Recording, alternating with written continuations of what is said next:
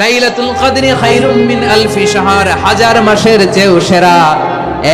1000 মাসে হয় 83 বছর 4 মাস। 83 বছর 4 মাস টানা ইবাদত করলে যেই সওয়াব, কদরের রাতে ইবাদত করলে অতটুকু সওয়াব আপনি পাবেন, আল্লাহ সেটা বলে নাই। আল্লাহ বলে তার চাইতে বেশি সওয়াব দিয়ে আপনার আমলনামা ভরে দিবে কে? কদর যেন মিস না হয়। 21, 23, 25, 27, 29 নাকি খালি 27?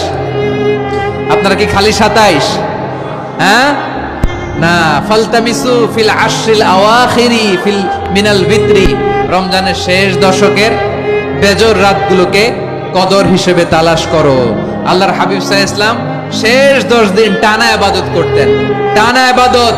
ইদা জাআল আশরু আহিয়াল লাইলা আইকাদা আহলা ওয়া জাদ্দা ওয়া শাদ্দাল মিজার, সারা রাত জেগে ইবাদতের নজির নবীজির নাই, শুধু রমজানের শেষ দশক ছাড়া। সুবহানাল্লাহ বলেন।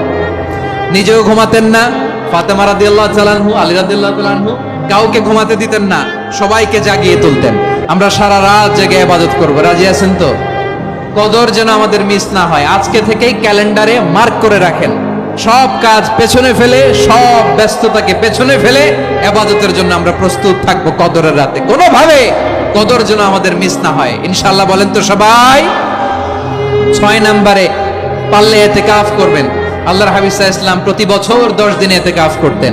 যে বছর ইন্তেকাল করবেন সে বছর 20 দিন ইতিকাফ করেছেন। আপনি বলবেন হুজুর ইতিকাফ না করলে সমস্যা কি?